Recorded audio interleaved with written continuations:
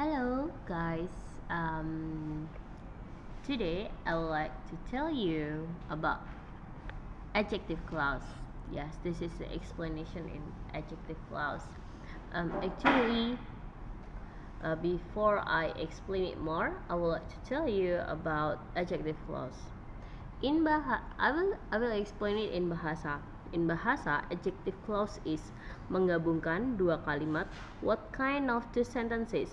The sentences is clear sentence and unclear sentence into one sentence. Jadi dua kalimat itu yang terdiri dari kalimat jelas dan tidak jelas digabungkan menjadi satu kalimat.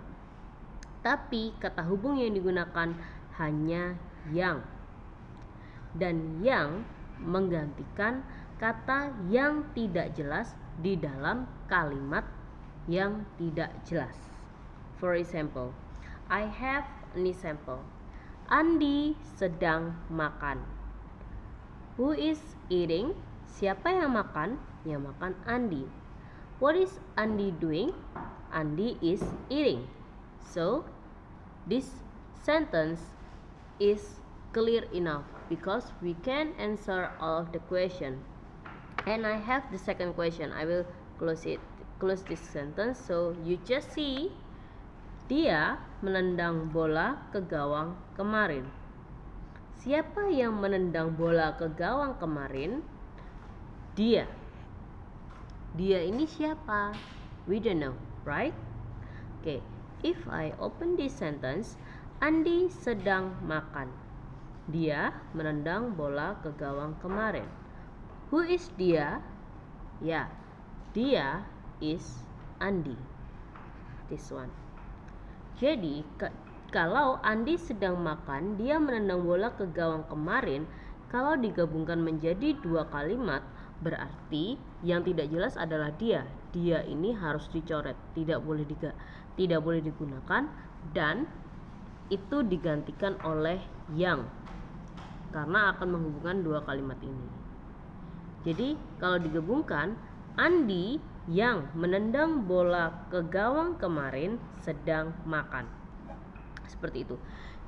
Jadi sebenarnya kalimat yang menendang bola ke gawang kemarin itu hanyalah penjelas. Penjelas siapa? Penjelas si Andi ini. Oke, dari sini sudah paham ya? Okay, now we are going to the next slide. Actually, in adjective clause, there are four adjective clauses. There are who, whom, whose, and which. What does it mean? Yeah, who, whom, whose, and which has the meaning yang. Jadi mereka berempat ini punya arti adalah yang, dan mereka ini menggantikan kata yang tidak jelas tadi, seperti dia tadi, itu harus digantikan di sini. Bedanya apa? Who, it is used for subject orang. Jadi dia tadi ada sebagai subjek kan, dia menendang bola, posisinya dia sebagai subjek dan dia adalah orang, jadi dia harus pakai who. Sedangkan whom pengganti objek orang, whose pengganti kepemilikan, and which pengganti subjek dan objek benda. Ingat di sini benda, sedangkan ini semua adalah orang. Okay. Next, I have four formula to make it easier to answer the question. I have question like this. Ani blah blah blah from bed has 5 cats. Ani blah blah blah lompat dari kasur mempunyai 5 kucing. Di sini ada who jumps, which jumps, and whose jumps. Kata-kata jumps ini sebenarnya kita harus masukkan di sini. Itu akan memudahkan kita. Jadi kita hanya akan mencari who, which, atau whose. Caranya bagaimana? Seperti ini.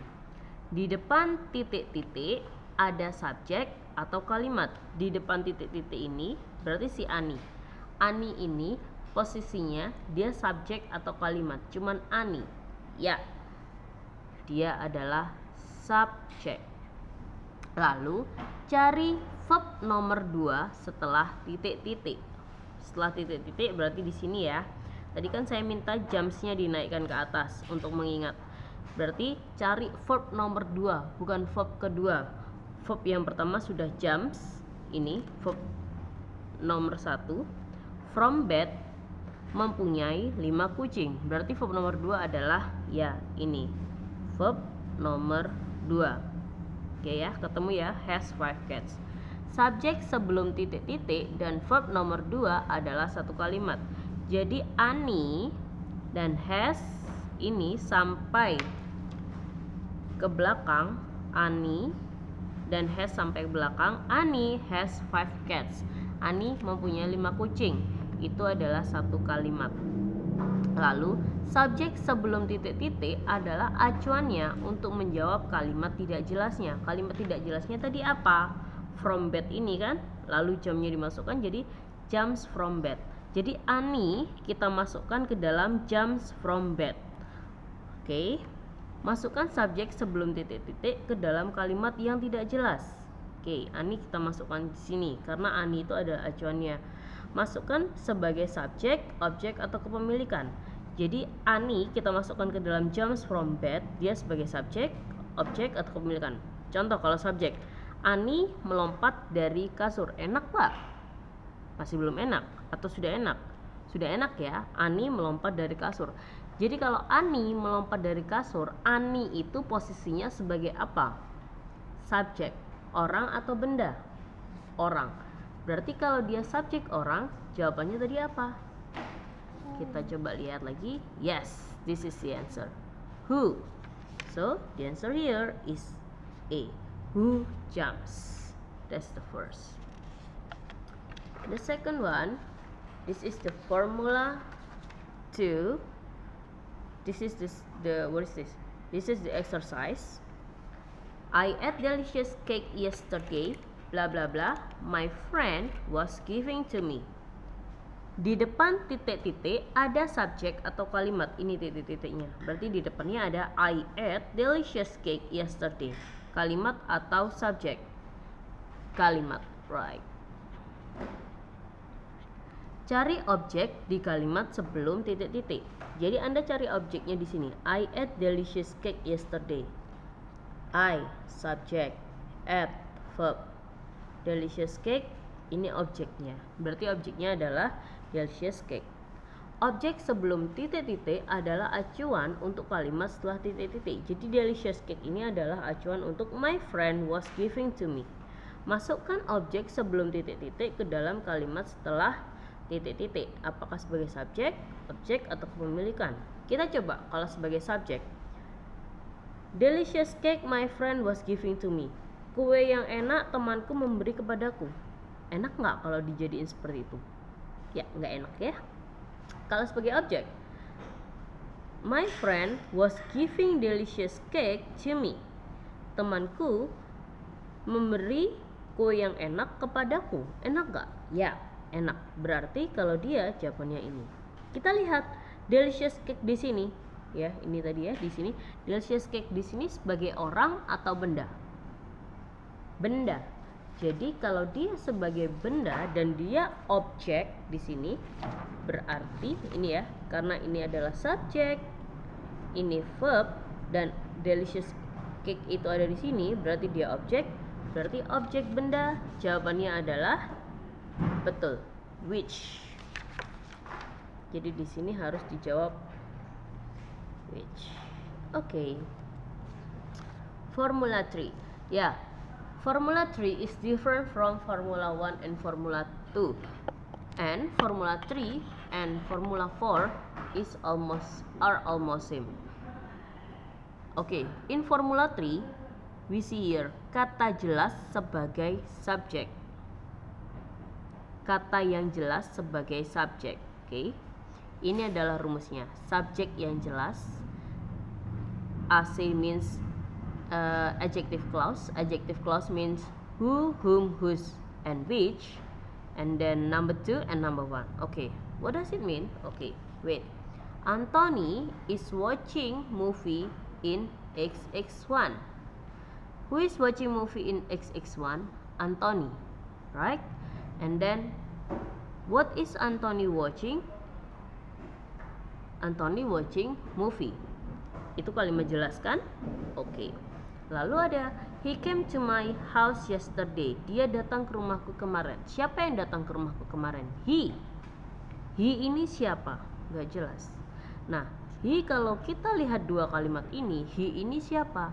He ini adalah Anthony. Oke. Ini subjeknya, jelasnya. Posisinya he di sini sebagai apa? Orang atau benda? Dia orang. Subjek, objek atau kepemilikan?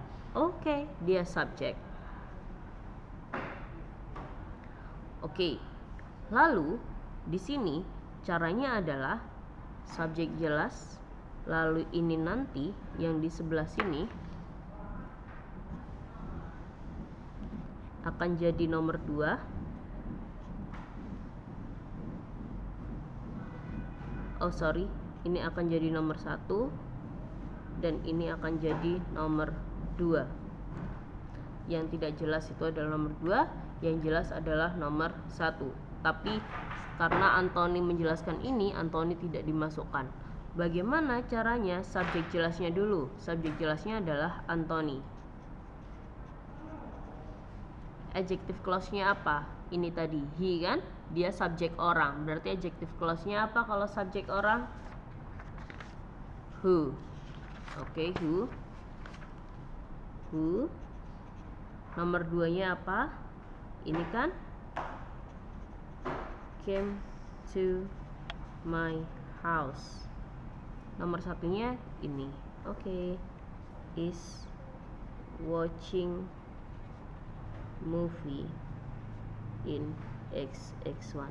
Anthony yang datang ke rumahku sekarang sedang nonton movie in XX1.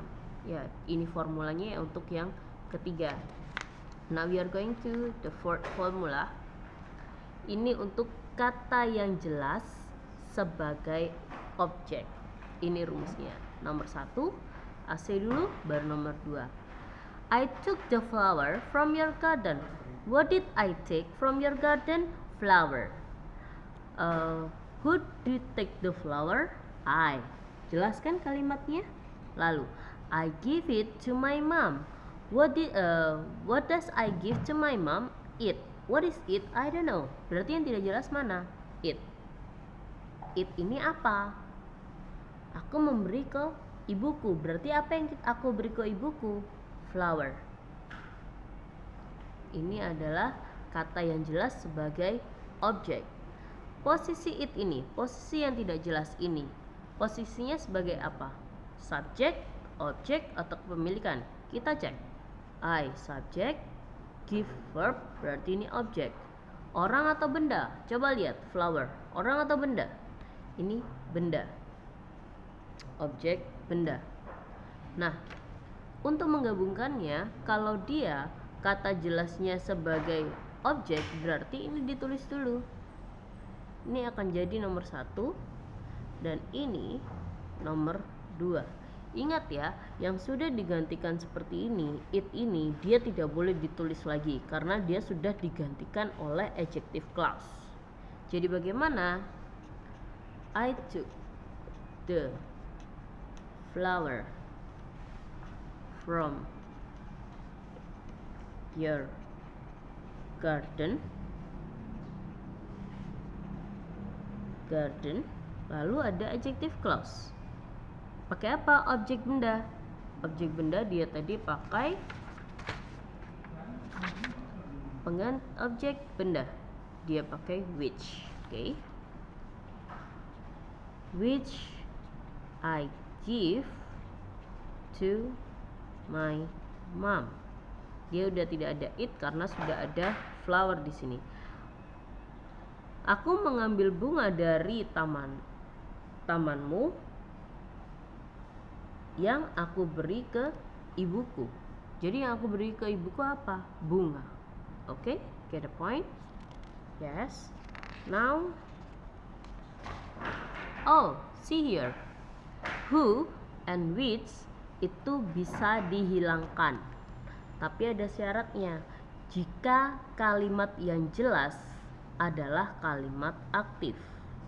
Kalau kalimat yang jelas adalah kalimat aktif, who dan which dan to be itu dihilangkan dan verbnya diganti verb ing.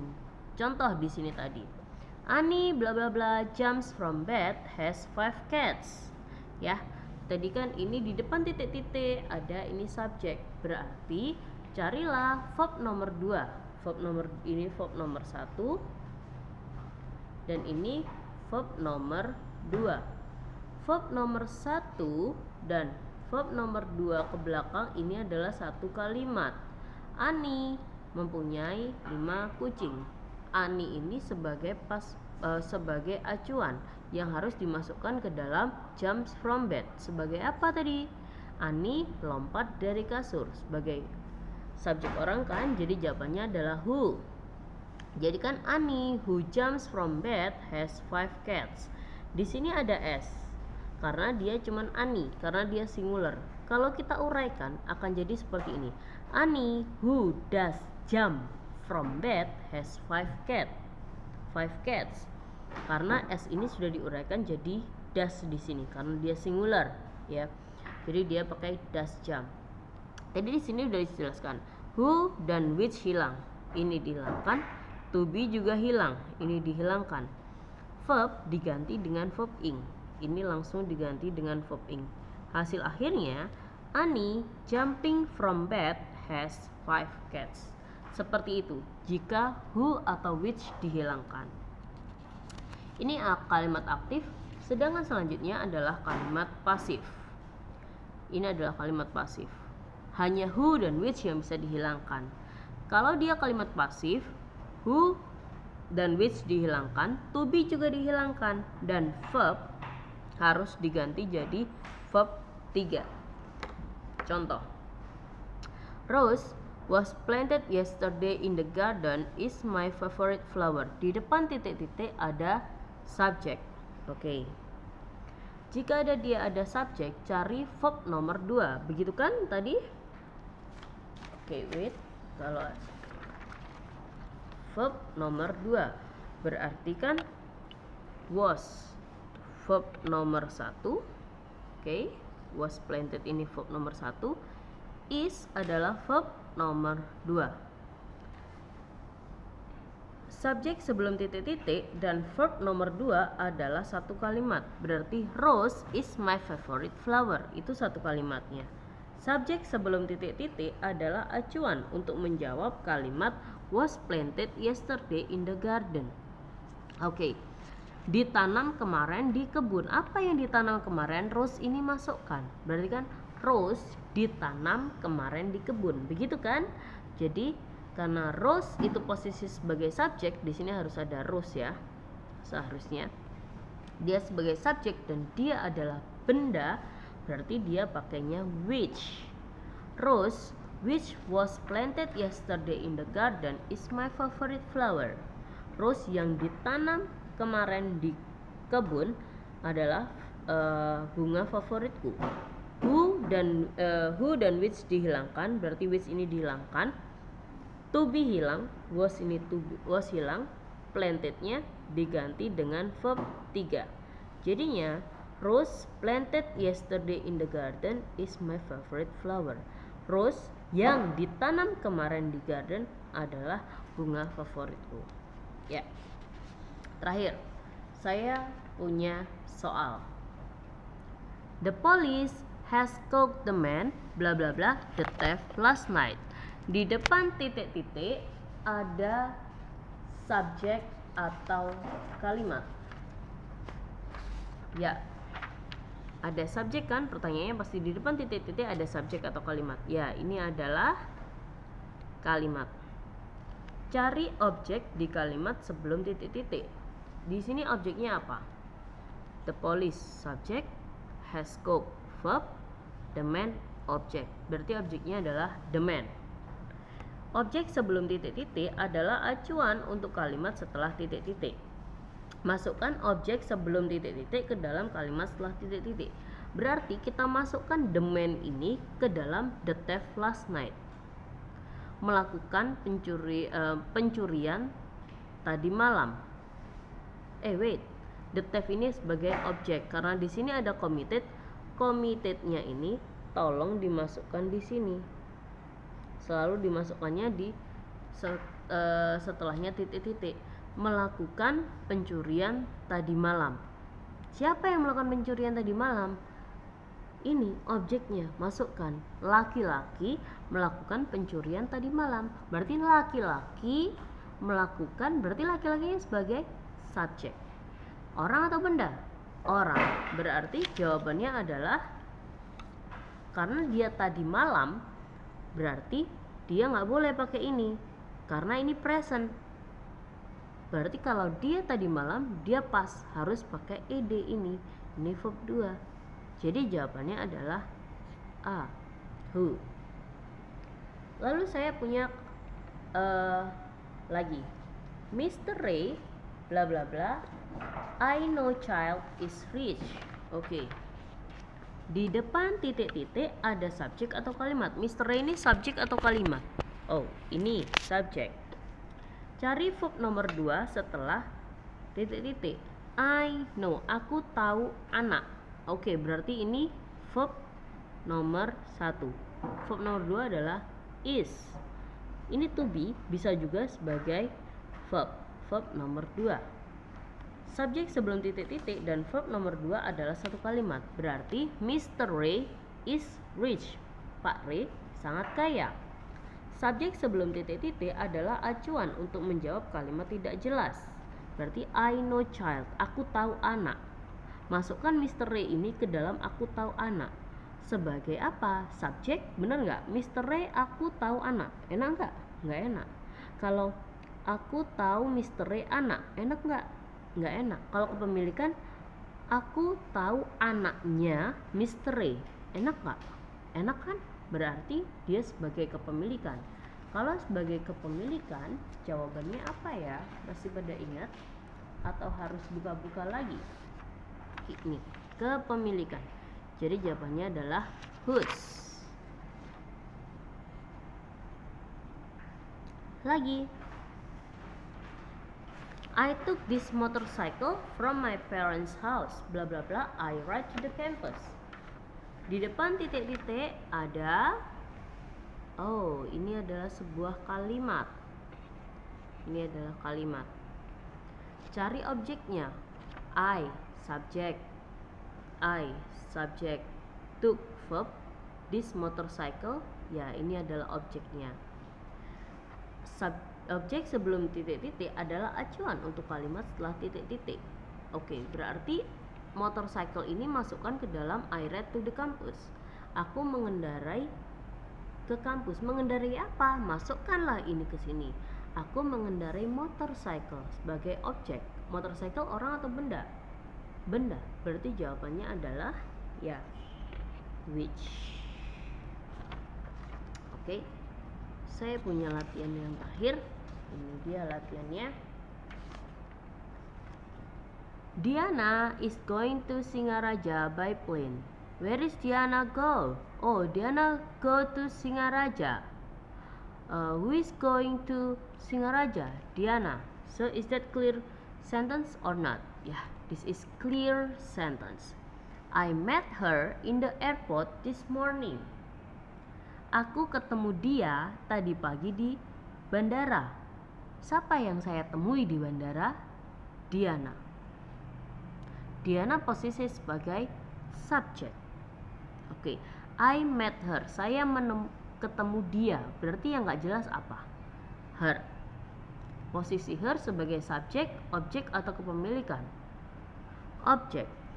Orang atau benda? Her ini tadi siapa? Diana. Berarti Diana ini orang atau benda? Iya, Diana adalah orang, bukan benda ya. Oke, berarti kita pakai formula yang jelas adalah sebagai subjek ya, ini ya. Berarti kita pakai yang seperti ini. Berarti kita tulis dulu. Diana. Ini kan subjek jelasnya. Adjective clause-nya apa? Objek orang ini adjective clause-nya apa tadi ya? Masih ada yang ingat? Adjective clause objek dari benda? Ini dia, whom. Whom ya, dia pakai whom. Diana, whom. Lalu yang nomor satu yang mana? Yang nomor satu dari kalimat yang jelas, yang ini. Ini adalah nomor satu. Nomor duanya yang ini. Ini adalah kalimat nomor 2 kecuali her. Ini nomor 2. Diana, whom I met in the airport this morning is 1 ya, is going to Singaraja by plane. Oke. Diana yang saya temui di airport tadi pagi pergi ke Singaraja. Seperti itu contohnya. Lalu saya punya contoh yang terakhir. My mom cooks spaghetti in the kitchen. Ibuku masak spaghetti di dapur. Siapa yang masak spaghetti? Ibu saya. Ibu saya masak apa? Spaghetti. Kalimat jelas kan? Jelas. Clear. I like it very much. Aku sangat suka itu. Apa yang saya sukai? Ibu saya atau spagettinya? Oh, spaghetti. Berarti yang tidak jelas adalah it. Spaghetti berarti ini yang jelas kan? Posisinya sebagai objek. Yang tidak jelas adalah it. Posisi it sebagai objek. Benda atau orang? Benda. Berarti kalau dia kata yang jelas sebagai objek, berarti nomor 1. Berarti kalimat yang jelas ini ditulis dulu ya. Berarti ini harus ditulis dulu, baru yang ini. Bagaimana? My mom cook spaghetti in the kitchen. Oke, lalu ada adjective clause ini ya, objek, dia benda, adjective clause-nya apa berarti? Which. Oke. Which nomor 2 ini ya. I like, it tidak boleh ditulis karena sudah ada which. I like very much. Oke. Yeah. This is all of my explanation about adjective clause. Hopefully you will understand it very well, and thank you.